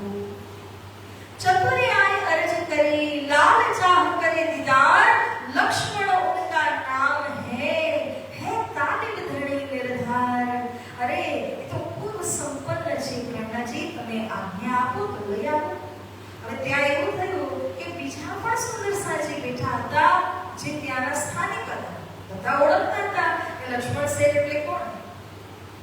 લક્ષ્મણ શેઠ વાસ્તવમાં એવા હતા, એમની છબી એવી હતી બધાની વચ્ચે કે સાધુ સંતને ન માનનારા, કોઈ સાધુ સંત આવે તો એને દૂરથી ભગાવી દેવા વાળા, એવી એમની છબી. એનું કારણ કોઈ પણ વિધાન ક્યારે કોઈને બગાડે, જ્યારે એની વાસ્તવિકતા ખબર હોય ને ત્યારે. શાસ્ત્રોની અંદર એક પરમહંસોપનિષદ છે, જેની અંદર એક પ્રમાણ આપેલું છે, જે કહે છે, કાષ્ટ દંડો ધૃતો યેન સ્નાન પુણ્ય પ્રભાવતઃ. અરે જે લોકો માત્ર સંન્યાસીનો વેશ ધારણ કરે છે અને લોકોનું આપેલું અનાજ ગ્રહણ કરે છે, લોકોની આપેલી દીક્ષા ભેટ ગ્રહણ કરે છે, અને એના અંદર જ્ઞાનનો છાંટો પણ ન હોય, કેવલ વસ્ત્ર દ્વારા એને ભગવા વસ્ત્ર પહેરી લીધા હોય, એની શું ગતિ? તો શાસ્ત્ર કહે છે, કાષ્ટ દંડો ધૃતો યેન સર્વાશી જ્ઞાન વર્જિતઃ સ યાતિ નરકાન ઘોરાન મહારૌરવ સંન્યકાન. એની વ્યક્તિ જે માત્ર બાહ્ય રૂપથી સંન્યાસી વેશ ધારણ કરીને જ્ઞાનમાં શૂન્ય છે, પરંતુ લોકોનું આપેલું ભક્ષણ કરવા માટે બધાને ઉલ્લુ બનાવતા ફરે છે, એનું સ્થાન ક્યાં આપ્યું? મહારૌરવ નામના નરકમાં આપ્યું છે. લાલાશ્રી તો જાણતા હતા, એટલા માટે કોઈ પણ એવા વેશભૂષા ધારણ કરીને ફક્ત જ્ઞાનહીન કોઈ આવી જતા હોય મહાત્માના નામથી, તો લક્ષ્મણ શેઠજી એમને દૂરથી ભગાડી દેતા. આવશે તો લોકોને ગુમરાહ કરી દેશે, લોકોને ઊંધારવાને ચડાવી દેશે, એટલા માટે એ ઠગે નહીં, તો લક્ષ્મણ શેઠજી એ લોકોને દૂરથી ભગાડતા. તો બધાને ખબર કે લક્ષ્મણ શેઠજી કોઈ સાધુ સંત સાથે સારા નથી રહેતા, એટલા માટે બધાએ કહ્યું પ્રાણનાજીને એમને નહીં બોલાવતા, નહીં બોલાવતા, નહીં તો તમને પણ એવું જ કરશે. પરંતુ શ્રી પ્રાણનાજી કહે છે કે આટલા બધા પ્રકારના શ્રોતા મારી પાસે છે, આ રીતના શ્રોતા મારી પાસે આવ્યા નથી, લાવ બોલાવવા દો. તો આવી જશે. પ્રાણનાજી આજ્ઞા આપી. ચતુરાએ લક્ષ્મણ શેઠજીને કહ્યું કે શ્રી પ્રાણનાજીએ તમને આવકાર્યા છે, આપ જાઓ અને મુલાકાત કરો. જ્યારે પહેલી વખત આવ્યા શ્રી લક્ષ્મણ શેઠજી, ત્યારે મન કી કુલફત સબ મિટ ગઈ. મનમાં જે કુલફત હતી, વિકાર હતો. વિકાર શું હતો? કે સાધુ સંત આવા જ હોય. એવું કહે છે ને કે કલિયુગની અંદર વધારે માત્રામાં જે પણ આ વૈરાગી વેશને ધારણ કરે છે, એ વેશ ધારણ કર્યા પછી પણ સંસારની મોહમાયાને ત્યાગતા નથી, કામ ક્રોધના વશીભૂત હોય છે. એટલા માટે લોકોને પણ લાગે છે કે આની પાસે શું જવું, એના કરતા તો અમે સારા, એવી ભાવના હોય છે. લાદાજી મહારાજને પણ એવી જ ભાવના હતી, કારણ કે લગભગ બધા જેને મળતા હતા એ ઠગતા હતા સમાજને, જ્ઞાનથી મૂળ લોકોનું ધન લેવા માટે સંન્યાસી વેશ ધારણ કરતા હતા. શ્રી પ્રાણેશજીના જ્યારે દર્શન કર્યા તો દર્શન કરતાની સાથે મનમાં જે કુલ્ફત હતી સાધુ સંતો માટે જે વિકાર બેસી ગયેલું હતું મિટ ગઈ. તત્ક્ષણ આ મટી ગયું અને લક્ષ્મણ સેઠજી શ્રી પ્રાણેશજીની સાથે બેઠા 4 ઘડી ચર્ચા સુની હુઈ ખુશાલી મન. 4 ઘડી કેટલું થાય? 1.5 કલાક. 22.5 મિનિટ હિસાબે ઘડી તો 1.5 કલાક સુધી પહેલી મુલાકાતમાં લક્ષ્મણ સેઠજીએ શ્રી પ્રાણેશજીના સ્વમુખેથી ચર્ચા શ્રવણ કરી અને આ ચર્ચા દ્વારા લક્ષ્મણ સેઠજીના અંદર એવી હલચલ મચી ગઈ કે અહીંથી ઘરે તો ગયા પરંતુ રહા કદમો દિલ મોમિન. એમનું દિલ જ અહીંયા છૂટી ગયું. દિલ ઘરે લઈ ન જઈ શક્યા, દિલ તો અહીં જ છૂટી ગયું. હવે ઘરે ગયા અને 4 ઘડીમાં જે ચર્ચા સાંભળી હતી એના ઉપર મંથન કરવા લાગ્યા. વિદ્વાન તો હતા જ. બધું મંથન કર્યું કે પરમધામમાંથી સખીઓ ખેલમાં આવ્યા છે, અસજ્જરૂપી ખેલને જોઈ રહ્યા છે, અહીંથી પાછું પરમધામ જવાનું છે એવું સમજાવી દીધેલું હતું. મંથન કરતા કરતા એક વાત સમજમાં ન આવી અને બીજી મુલાકાતમાં શ્રી પ્રાણેશજી પાસે જઈ અને કહે છે કે હે પ્રાણેશજી, તમે બધું સમજાવ્યું ને સમજાયું પરંતુ એક વાત સમજમાં ન આવી કે અગર અક્ષરાતીત ધામમાં સખીઓ બેઠી છે તો એ માયાનો ખેલ કઈ રીતે જોઈ શકે છે? શ્રી પ્રાણેશજી કહે છે, અરે તમે તો ભાગવતમાં ખૂબ મોટા વિદ્વાન છો અને ભાગવતમાં એક ઋષિનો દૃષ્ટાંત આવે છે જે ખૂબ જ પ્રખ્યાત દૃષ્ટાંત છે. ઋષિનું નામ શું? માર્કંડેય ઋષિ. આ માર્કંડેય ઋષિની ઉપર ચર્ચા કરી. फिर चर्चा मार्कंडेय की कह दिखाया दृष्टांत. श्री પ્રાણેશજીએ ખુલીને એના ઉપરમાં ચર્ચા કરી અને લાલાજી મહારાજને સમજાવે છે કે માર્કંડેય નામના ઋષિ હતા અને ઋષિઓએ 3 વાર માયાને પરાસ્ત કરી હતી, 3 જન્મોમાં. હવે ઋષિઓને અભિમાન થયું હતું કે મેં તો માયાને પરાસ્ત કરી છે. તેમ છતાં ગીતામાં મહાવાક્ય લખેલું છે, મમ માયા દુરત્યયા. મારી માયાને કોઈ પણ પરાસ્ત કરી શકતા નથી, ભગવાને લખ્યું છે. તો ઋષિવરને થયું મેં તો 3 વાર પરાસ્ત કરી. ભગવાનને જઈને ઋષિજી કહે છે તમે જે લખ્યું છે ને એને ત્યાંથી છેકી નાખો. ભગવાન કહે છે મેરી બિલ્લી મુझे મ્યાઉ. મારી શક્તિ દ્વારા તમે માયાને પરાસ્ત કરી અને મને જાણીને કહો છો કે તમારું આ મહાવાક્ય તમે છેકી નાખો. કઈથી માયાને જીત્યા? ભગવાનની શક્તિ હતી તો જ જીત્યા. તો ભગવાન કહે છે અચ્છા હું છેકી નાખી. 7 દિવસ પછી તમને એ 7 દિવસ દરમિયાન હું માયાનો પરિચય કરાવી દઉં. ઋષિ કહે છે ભલે ઠીક છે. 6 દિવસ આ બધી વૈકુંઠની વાતો છે. 6 દિવસ વૈકુંઠમાં વ્યતીત થયા. 7મો દિવસ આવ્યો. 7મા દિવસ સુધી હજી પરિચય થયો ન હતો અને 7મા દિવસે જ્યારે ભગવાન વિષ્ણુ માર્કંડેય ઋષિને લઈને નદી કિનારે ગયા વૈકુંઠમાં સ્નાન કરવા માટે. રોજ એવું હતું ક્રમ કે ભગવાન જાય સ્નાન કરવા અને ઋષિ ચંદન ઘસી આપે. ભગવાન આવે તો ચંદન તૈયાર હોય. આજે ભગવાને કહ્યું કે હું ચંદન ઘસું છું, તમે જઈને સ્નાન કરીને આવો. ઋષિ કહે છે ભલે જો આજ્ઞા. ગયા જન્મ પ્રવેશ થયા જતા એવી લહેર ઉઠી કે ઋષિ ગભરાઈ ગયા અને તણાવવા લાગ્યા. બાળ આવી ગયો એવી રીતે તણાતા આગળ જતા ગયા એક વિશાળ મગરમચ્છ આવ્યો. એના મોઢામાં પ્રવેશ થઈ ગયા. મોઢામાં અંદર ગયા તો જુએ છે કે 3 બ્રહ્માંડમાં અલગ અલગ જગ્યાઓમાં જે તપસ્યા એમણે કરી હતી, જે જગ્યામાં એમણે કુટી બનાવેલી હતી પોતાની, બધું જ જોવામાં આવ્યું. અને જોઈ અને મગરમચ્છના મોઢામાંથી જ્યારે બહાર નીકળ્યા તો સ્વરૂપ જ બદલાઈ ગયું. સ્ત્રીનું સ્વરૂપ થઈ ગયું હતું. હવે તરતા તણાતા આગળ જાય છે, પુકારે છે બચાવો બચાવો બચાવો.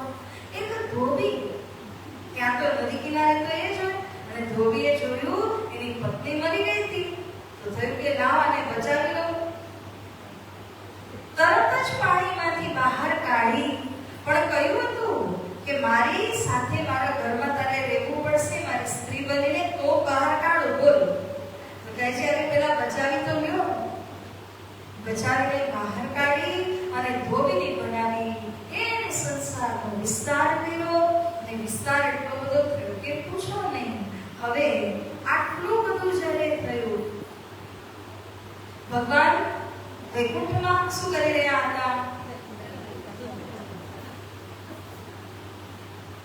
ભગવાન ચંદ્ર ઘસતા ઘસતા એવું કહે છે ભાગવતમાં, આપણે આમ કરીએ ને ગોળ, તો એમાંથી અડધો ચક્કર થયો. એટલી વારમાં 7 કલ્પાંત 86 જુગ માયા આડી આવી વિધ. ત્યાંનો આટલો સમય ક્ષણનો અડધો અને સંસારની અંદર 7 કલ્પાંત 86 યુગ વ્યતીત થઈ ગયા. એટલી વાર સુધી માયા જોઈ ઋષિવરે. ભગવાને વિચાર થયો, જોઉં તો ખરા મારા ઋષિ શું કરે. આંખ બંધ કરીને જોયું તો ક્યાં ના ક્યાં આ તો ધોબીની બની ગયા છે. હવે હું જ્યાં સુધી નહીં જાઉં એનો કોણ ઉદ્ધાર કરશે? તો ભગવાને પણ તરત જ બ્રાહ્મણનો વેશ બનાવીને એ પણ પ્રવેશ થઈ ગયા સ્વપ્નની અંદરમાં. અને જ્યારે સ્વપ્નની અંદર પ્રવેશ થયા ત્યાં જઈ અને કહે છે ભિક્ષામ દેહી, ભિક્ષામ દેહી. પેલી બહાર આવી દોડીની, આ લઈ લો ભિક્ષા. નહીં દેવી, મારો નિયમ છે તમે કથા સાંભળો અને ભિક્ષા આપો. હું જ્યાં સુધી કથા નહીં કરું ભિક્ષા પણ નહીં ગ્રહણ કરું. ના બાબા ના, મને એટલા બધા કામ છે, ફુરસત નથી. અને બાળકો આવશે, પતિ ઘરમાં નથી. તમે શું કહો છો? ક્યાંથી ચર્ચા સાંભળો? હવે શું ભિક્ષા લેવી તો લો, નહીં તો જાઓ બાબા. પેલા જતા રહ્યા. બીજા દિવસે ફરી આવ્યા, એનું એ. ત્રીજા દિવસે આવ્યા, ચોથા દિવસે આવ્યા, તો એ બેસવા જ તૈયાર નથી. બોલો, કોઈ પણ જીવ સંસારની અંદર માયા કેવી રીતે વીતે છે એ જોવાની વાત છે કે ચર્ચામાં બેસવા તૈયાર નથી. આજે તો ભગવાને કહી દીધું, બ્રાહ્મણે કહી દીધું કે જો તું ચર્ચા સાંભળવા નહીં બેસે, હું 4 દિવસથી ભૂખ્યો ડોલું છું, ફરું છું, અને જો તે મારી ચર્ચા ન સાંભળી તો આજે હું મરી જવાનો છું ભૂખથી. અને તારા માથે બ્રાહ્મણ હત્યાનો પાપ લાગશે. આવી રીતે જ્યારે કહ્યું તો કહે છે ના બાબા ના, મને કોઈ હત્યાનો ભાર નથી જોઈતો. હું બેસીશ 2 મિનિટ માટે, ખાલી 2 મિનિટ, કારણ કે બહુ બધા કામો છે, સમય જોજો એમ કરીને બેઠી. ભગવાને પણ વિચાર્યું માયા તો જબરી છે ભાઈ. આ ઋષિ જેવા ઋષિ 3 વાર માયાને પરાસ્ત કરનારા એ અત્યારે ચર્ચા સાંભળવાય તૈયાર નથી. એવી સ્થિતિમાં માયાએ પહોંચાડી દીધા છે.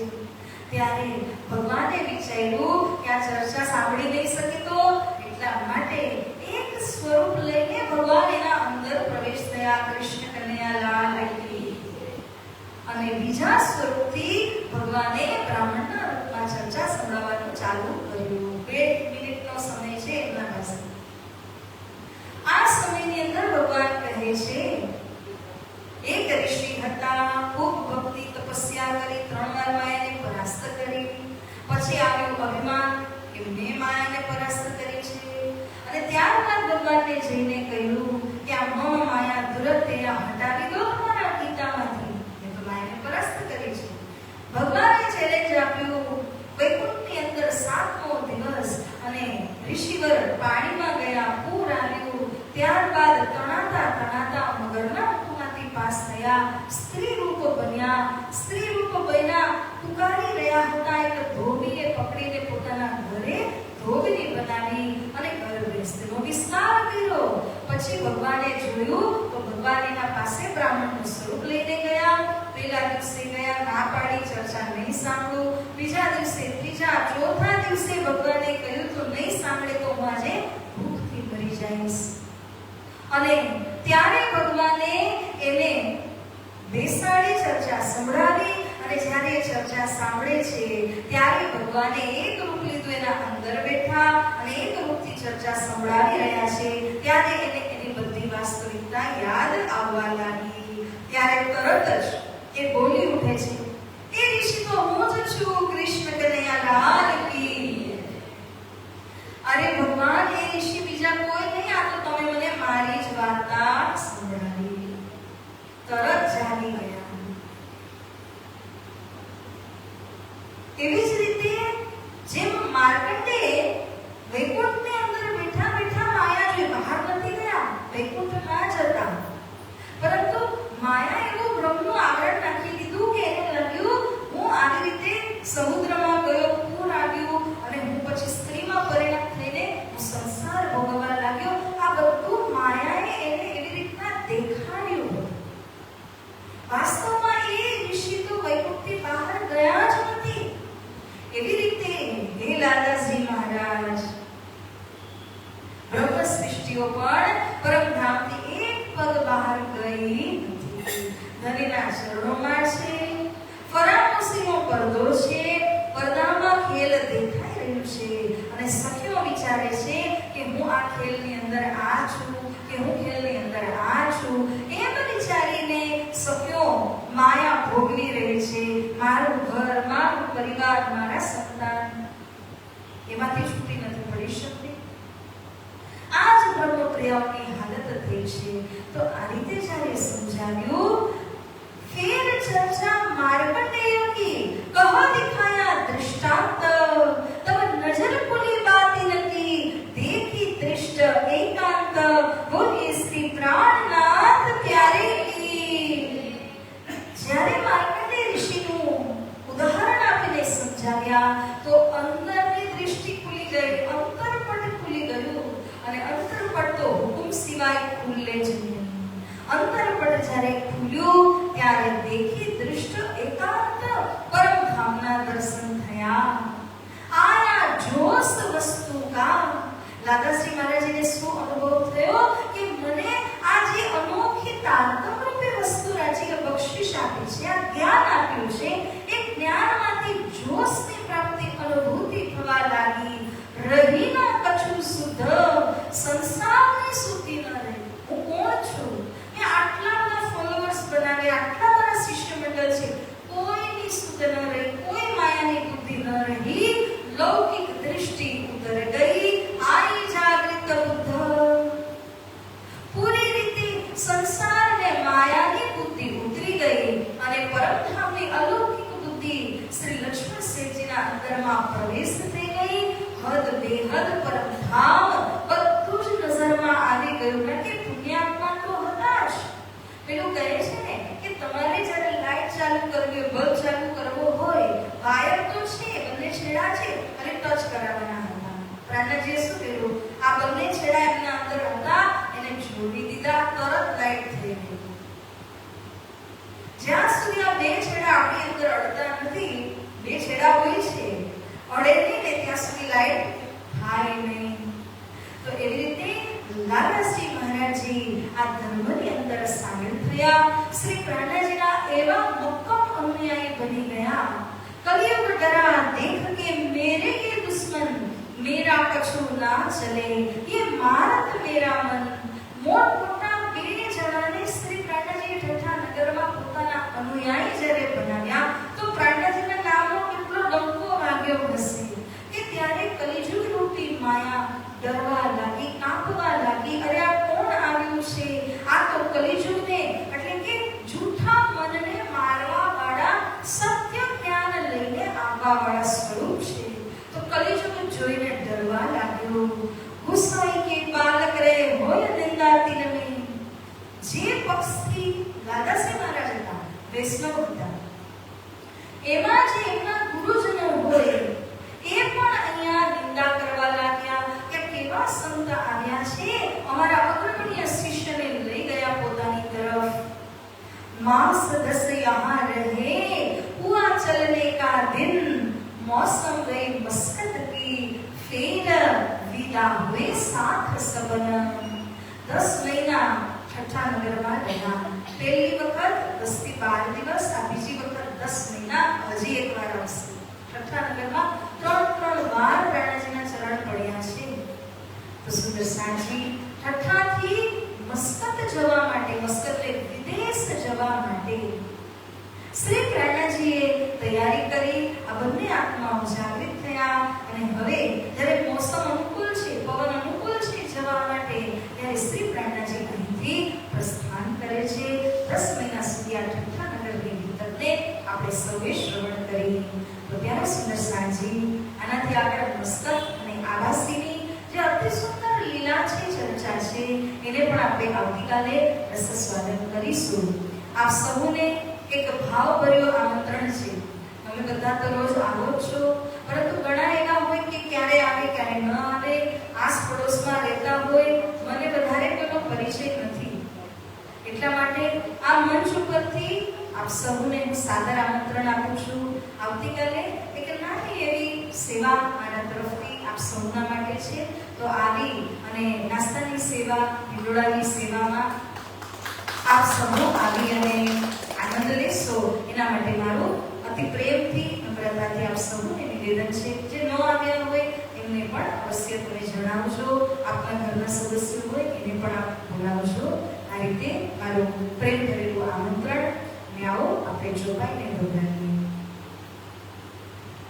માસ દસ યહ રહે, मास यहाँ रहे, हुआ चलने का दीन, हुआ चलने का दीन, मौसम भरी मस्कत की, मौसम बड़ी मस्तक की, विदा हुए साथ सवन, विदा हुए साथ सवना, विदा हुए साथ सवन. विदा हुए साथ सवना. बोलिए श्री कृष्ण कन्हैया की, श्री सद्गुरु महाराज की, श्री प्राणनाथ प्यारे की, श्री कृष्ण प्रणामी धर्म की, दिनोपुरी धाम की, स्वामी श्री लालदास जी महाराज की, श्री भद्रावतीपुरी धाम की, श्री परमहंस महाराज की, बोल बोल पंचे हरे की, समस्त सुंदर सा